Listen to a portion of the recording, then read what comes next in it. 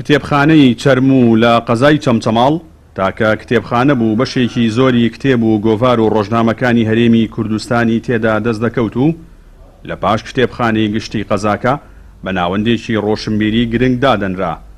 پاش نزیکەی 15 ساڵ لە خزمەتکردن و دوجارم کتێبخانەیە داخرا.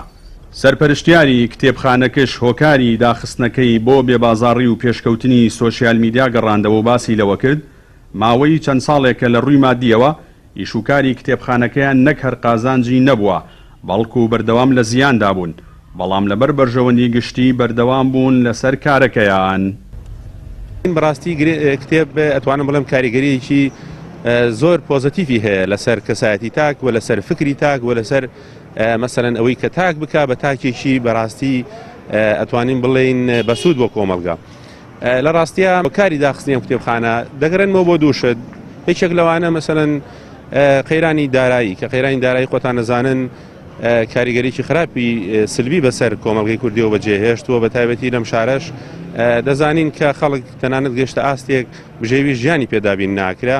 ئەم پاشەکەوتی موچە کاریگەریی خراپی هەبوو. ئەمە لەلایەک لەلایەک تریش مەسەلەن ئەتوانم بڵێم تۆڕە کۆمەڵایەتیەکان و تەکنەلۆژیا بە شێوەیەکی گشتی کاریگەریی نەگەتیڤی هەبووە. ئێمە دەزانین زۆرێک لە گەنجەکانمان ئێستا تەنانەت ئالوودەی مەسەلەن تەکنەلۆژیا بوونە. لە ڕابردوودا کتێبخانەی چەرم و زۆربەی ڕۆژنامەنووسان و ڕۆژشمیرانی قەزاکەی لە دەوری خۆی کۆ دەکردەوە و سەرچاوەیەکی زانیاری گرنگ بوو بۆ بەشێکی زۆر لە چین و توێژە جیاوازەکانی سنوورەکە. لای خۆشیانەوە نووسەران و ڕۆژشمیرانی قەزاکە لە داخستنی کتێبخانەکە نیگەرانن و دەڵێن داخستنی کتێبخانە نیشانەی ئەوەیە لە ئێستادا خوێنەری کتێب و گۆڤار و ڕۆژنامەکان کەم بووەتەوە و ئەمەش هۆکارێکی دواکەوتنی کۆمەڵگایە.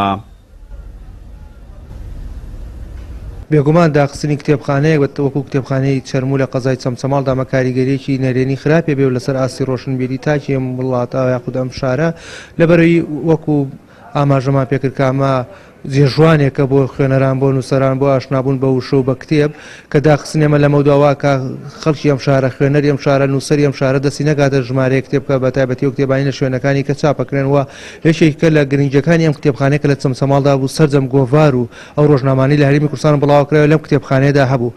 هەڵبەت بۆ قەزایەکە سێ چوار ناحەی لەسەر ژمارەیەکی زۆر حەشیمەتی لەسەر خەڵکێکی زۆری هەیە، زانکۆی تایە، پەیمانگای تایە، تاریکێکی گەورەیە، ناخۆشیێکی گەورەیە کە تۆ یەک کتێبخانە هەبێت کە کتێب بفرۆشێ کە ڕۆژنامە گۆڤاری بۆ بێ ئەو کتێبخانەی دابخرێ. ئەمە نیشانەیە ئەوەیە کە ئێمە ئەوەی کە گۆرانی شاعیر ئەڵێ لە ناو قەومی بەسیتا قەدری ئینسانی سەرەتکارەوەی بۆ دەرێژ عەبدوڵڵای ئەڵێ لە ناو قەومی بەسیتا قەدری کتێب زۆر زۆر ئەوەیە.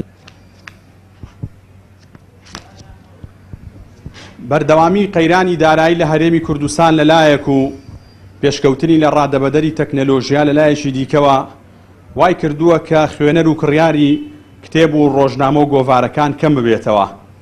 هەر ئەمە شوای لە بەشێک لە کتێبخانەکان کردووە لە هەرێمی کوردستان هاوشێوی کتێبخانەی چەرموو لە قەزای چەمچەماڵ کە کتێبخانەکانیان دابخەن.